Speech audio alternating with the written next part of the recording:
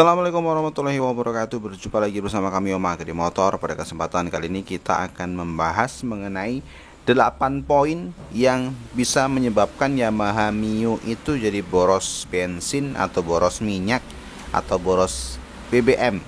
Itu ya.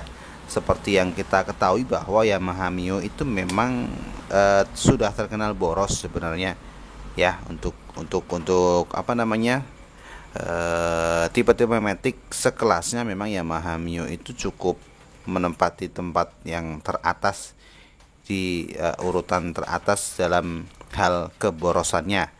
Tapi dengan kondisi yang normal, sebenarnya borosnya Mio itu juga nggak terlalu yang boros-boros banget ya. Tapi memang ada beberapa hal yang bisa menyebabkan Yamaha Mio itu jadi borosnya itu luar biasa.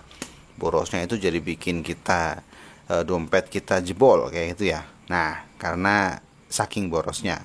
Nah, 8 poin itu apa saja? Kita akan membahas itu.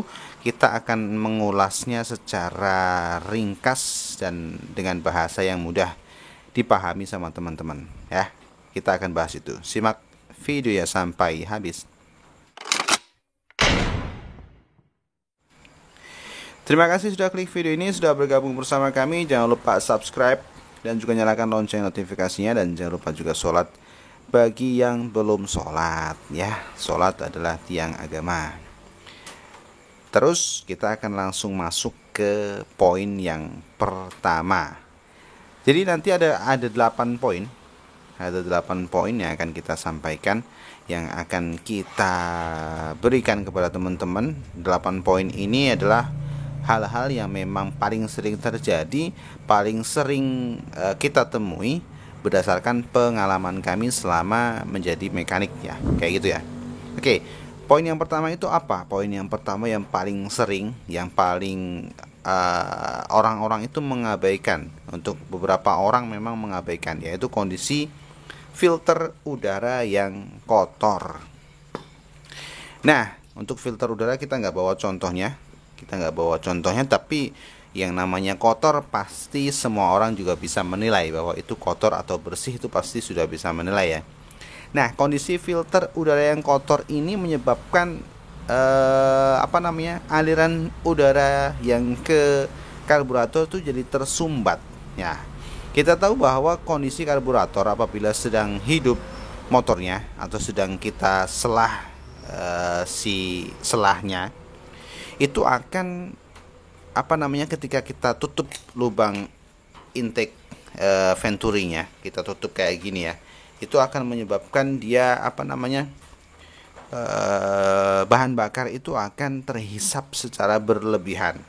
Nah, hal itu juga berlaku ketika filter udara itu kotor. Nah, kayak gitu. Jadi logikanya ketika filter udara kotor itu seperti halnya kita menyumbat lubang venturi yang di depan menggunakan tangan kita, sehingga bahan bakar itu justru akan keluar melalui ujung jarum yang ada di sana, nggak kelihatan. Itu akan masuk ke ruang bakar secara berlebihan, tidak sesuai dengan ukurannya, sehingga menyebabkan dia jadi boros BBM. Nah, itu adalah poin yang pertama. Terus solusinya apa? Solusinya kalau masih bisa kita bersihkan ya kita bersihkan. Tapi kalau sudah nggak bisa kita bersihkan, yang kita ganti. Paling harganya sekitar 50 ribuan lah, kurang lebih 50 ribuan. Kalau kita pakai yang biasa itu ya cuma paling ya 25-30 ribuan sudah dapat. Dan nggak masalah juga kalau kita mau pakai yang biasa ya, nggak masalah. Yang penting kondisi filternya harus bersih. Itulah poin yang pertama. Poin yang kedua itu adalah karburator yang kotor ya. Karburator yang kotor ini sama halnya dengan filter udara yang kotor. Jadi kalau karburator kotor itu efeknya lubang-lubangnya tersumbat, terus performanya atau kinerja si karburatornya itu kurang optimal, sehingga bahan bakar yang masuk perbandingannya dengan udara itu nggak sesuai, sehingga otomatis pembakaran yang ada di dalam itu juga nggak bagus. pembakaran nggak bagus mengakibatkan tenaga loyo. Ketika tenaga loyo seharusnya kita buka gas sekian, bisa lari sekian, ini nggak bisa. Otomatis kita akan buka gas cenderung lebih besar untuk mencapai kecepatan tertentu sesuai dengan kebiasaan kita. Ya, kecepatan tertentu sesuai kebiasaan kita. Akibatnya apa? Ya, dia akan boros BBM. Dia akan boros BBM. Apalagi kalau kita sering atau suka kebut-kebutan, itu akan parah sekali borosnya. Nah, kayak gitu. Solusinya apa ya? Solusinya kita bersihkan karburatornya, bagian luarnya, bagian dalamnya, semuanya kita bersihkan. Kondisi-kondisi yang lubang-lubang seperti ini, lubang kayak gini, terus lubang yang ada di dalam-dalam itu juga harus kita bersihkan. Nah, lubang kayak gini nih ya. Pokoknya semua lubang-lubang yang bisa kita semprot harus kita semprot, termasuk kondisi cuknya, terus ACV-nya itu juga kita perhatikan, kita bersihkan semuanya. Ya. Oke, sampai benar-benar bersih biar si karburator ini bisa bekerja secara optimal. Nah, kayak gitu. Itu adalah poin yang kedua. Terus poin yang ketiga apa? Nah, poin yang ketiga ini masih berhubungan dengan karburator. Masih berhubungan dengan karburator, yaitu kondisi pilot jet dan main jet yang sudah tidak sesuai dengan ukuran standarnya. Hal ini bisa disebabkan karena sudah diganti. Jadi pilot jet sama main jetnya itu sudah diganti. Pilot jet itu yang ini, yang besar. Bentar, saya carikan contohnya ada nggak ya?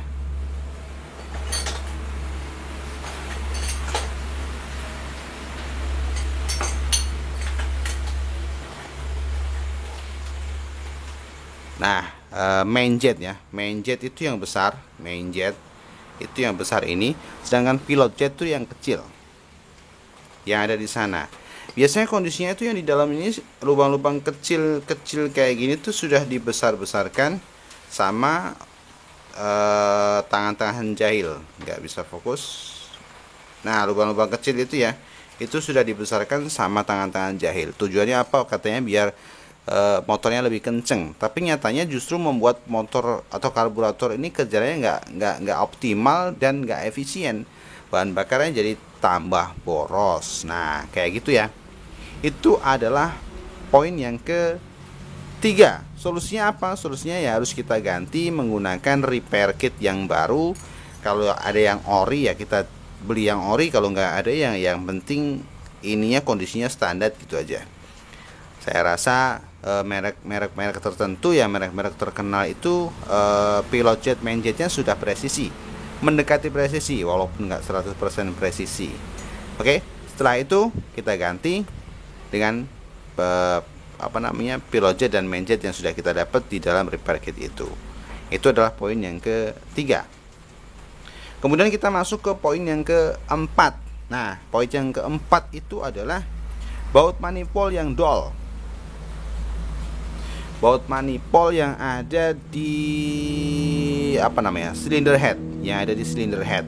Yang ini kan ada manifold ya, manifold terus ke sana. Nah, ada baut dua. Itu Mio itu paling sering dol. Baut baut yang ada di sana, bukan bautnya sih, murnya atau perempuannya, si ceweknya yang ada di sana itu gampang banget dol. Akibatnya apa ketika dol? Ketika dol itu dia akan terjadi kebocoran udara. Terjadi kebocoran udara di sini mengakibatkan pembakaran nggak sempurna. Pembakaran nggak sempurna karena perbandingan udara yang sudah dihasilkan oleh karburator, perbandingan campuran bahan bakar dan udara itu yang seharusnya sudah optimal, sudah sesuai, itu justru ketambahan lagi udara dari bocornya si manifold karena bautnya yang slack atau dol tadi ya. Itu solusinya gimana? Solusinya adalah kita turun mesin, bisa kita shock drat ulang, atau buat teman-teman yang sudah ahli atau mekanik itu biasanya bisa tanpa turun mesin, kita tinggal bor saja, kita kasih shock drat yang baru, sudah beres. Itu bisa kita selesaikan kayak gitu. Kalau sudah rapat ya sudah. Tapi kalau masih kondisinya masih dol, saya yakin ya nggak mungkin rapat-rapat juga. Kalau misalkan pengen sementara bisa kita kasih seng. kita potongkan seng, kita masukkan ke sana, ke lubangnya, terus kita kasih baut yang standarnya tadi, yang awal tadi ya. Tapi untuk cara itu, untuk teman-teman yang masih awam, sebaiknya dibawa ke bengkel saja atau dibawa ke orang-orang yang sudah ahlinya, kayak gitu. Jangan coba-coba. Kemudian poin yang kelima. Nah, poin yang kelima ini adalah manifold yang bocor. Karet manifoldnya yang ada di sini tuh bocor atau bisa juga pecah. Bocor itu karena si klem karburatornya Mio itu antara baut dan mur. Jadi klem atas, klem bawah. Klem kan bentuknya kayak ini ya. Nah, itu di sini tuh ada shock. Ada shock. Kita nggak punya contohnya sih. Ya, kita nggak punya contohnya. Ada shock besi kayak gitu ya. Shock besi itu bertujuan agar baut atau klem itu tidak menekan secara berlebihan si karetnya, si karet manifoldnya. Tetapi untuk usia-usia tertentu, karena faktor usia, karetnya itu akan sedikit mengeras dan sedikit mengkerut. Nah, mengakibatkan si shock itu justru akan tidak atau menghalangi klemnya untuk merapatkan karetnya secara sempurna. Nah, kayak gitu ya. Kalau kondisinya kayak gitu, kita bisa buang shocknya itu. Kita bisa buang shocknya. Terus kita kencangkan semaksimal yang kita bisa dan semaksimal yang karetnya bisa mampu menahan. Jadi jangan terlalu keras juga. Kalau terlalu keras, kondisi-kondisi tertentu karetnya itu justru akan tidak kuat menahan, ya, tidak kuat menahan kerasnya beban kehidupan. Kayak gitu. Itu solusinya kayak gitu. Atau solusi yang terbaik adalah kita ganti manifold dengan manifold yang baru, kayak gitu. Itu adalah poin yang kelima. Kemudian kita masuk poin yang keenam. Nah, poin yang keenam ini berhubungan dengan setelan klep. Nah, setelan klep ini biasanya terlalu rapat. Buat teman-teman ini kayaknya pengen yang klepnya pengen halus misalkan.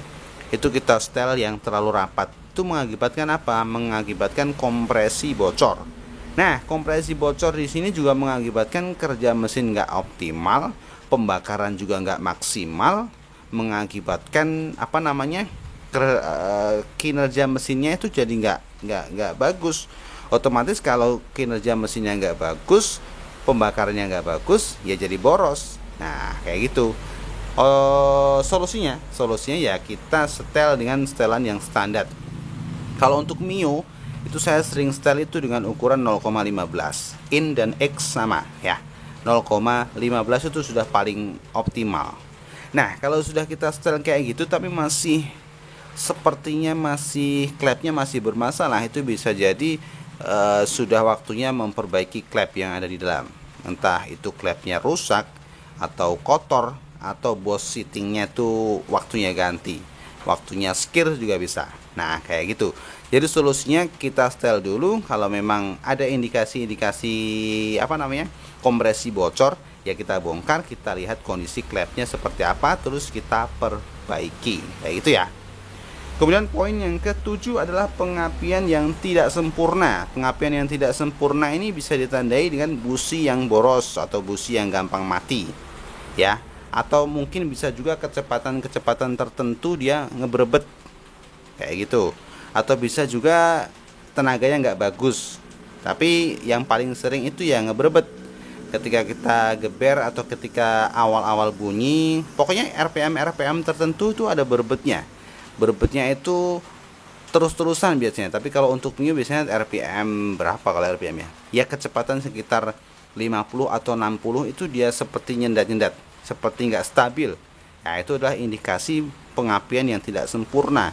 Itu bisa koinnya setengah mati, CDI-nya setengah mati, pulser setengah mati bisa, atau cop businya yang sudah nggak bagus lagi juga bisa.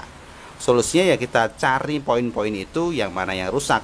Kalau misalkan teman-teman ini bukan ahlinya, ya dibawa ke bengkel, dikonsultasikan dengan mekanik masing-masing, kayak gitu. Itu adalah poin yang ketujuh. Kemudian poin yang terakhir atau poin yang kedelapan adalah kondisi CVT yang tidak baik.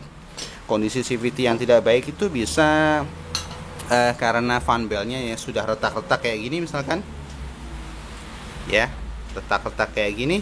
Bisa juga karena kondisi pulinya sudah nggak baik lagi, puli belakang, atau mungkin rumah rollernya, atau juga bisa mangkok gandanya, atau kampas gandanya, atau juga bisa penyebab-penyebab yang lainnya, misalkan kondisi kebocoran oli karena seal yang bocor.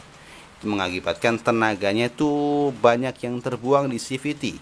Akibatnya kalau tenaganya banyak terbuang di CVT, otomatis kita kondisi mesinnya atau kondisi motornya itu nggak optimal, nggak maksimal. Nah, karena banyak tenaga yang terbuang, otomatis banyak juga BBM yang dibutuhkan untuk mencapai kecepatan tertentu, lagi-lagi sesuai dengan kebutuhan yang kita butuhkan, ya, keperluan yang kita butuhkan atau kecepatan yang kita butuhkan.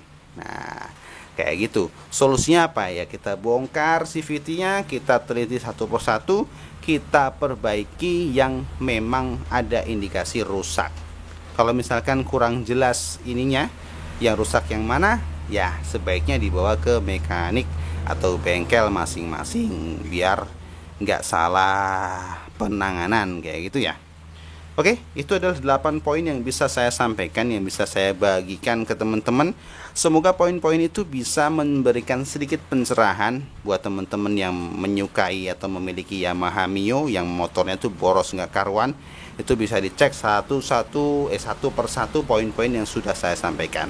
Oke, semoga bermanfaat. Video kali ini saya akhiri.